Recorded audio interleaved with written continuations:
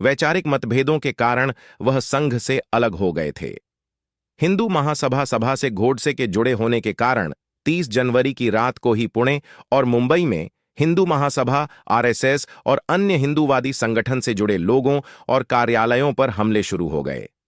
Dough कोएनराड एल्स्ट की पुस्तक Y I killed the महात्मा के अनुसार 31 जनवरी की रात तक मुंबई में 15 और पुणे में 50 से अधिक हिंदू महासभा कार्यकर्ता, संघ के स्वयंसेवक और सामान्य नागरिक मारे दिए गए और बेहिसाब संपत्ति स्वाहा हो गई।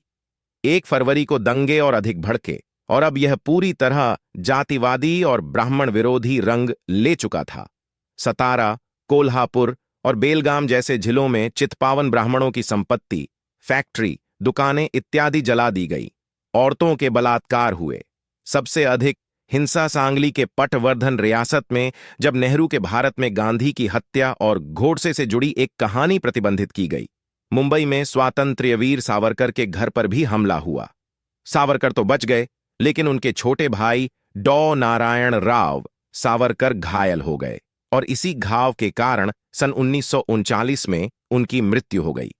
नारायण राव एक स्वतंत्रता सेनानी और एक समाज सुधारक थे, लेकिन समाज से बदले में उन्हें पत्थर ही मिल सका। उस समय तक दंगों पर प्रेस की रिपोर्टिंग पर बहुत सारी बंदिशें थीं, लेकिन एक अनुमान के अनुसार मरने वालों की संख्या 1000 से कम न थी। ये सब अहिंसा को अपने जीवन का मूल मंत्र मानने वाले गांधी के नाम पर हुआ। कोएनराड इन दंगों की तुलना सिख विरोधी दंगों से करते हैं। वे लिखते हैं कि जहां सिख विरोधी दंगों की सच्चाई देश वाकिफ है, वहीं महाराष्ट्र के इन दंगों की न कभी कोई चर्चा हुई और न किसी को कोई सजा मिली। ऐसा प्रतीत होता है कि महात्मा गांधी की हत्या को कांग्रेस के अंदर के ही एक धड़े ने एक राजनीतिक मौके के तौर पर देखा। गांधी के हस्तक्षेप से नेहरू प्रधानमंत्री तो बन गए थे, लेकिन पार्टी में उनकी खास नहीं चलती थी। कांग्रेस के दक्षिणपंथी हिंदूवादी धड़े के नेता सरदार पटेल थे। पटेल की कांग्रेस संगठन में जबरदस्त पकड़ थी, लेकिन सरदार पटेल के गृह मंत्री रहते हुए एक धुर दक्षिणपंथी द्वारा गांधी की हत्या हुई थी।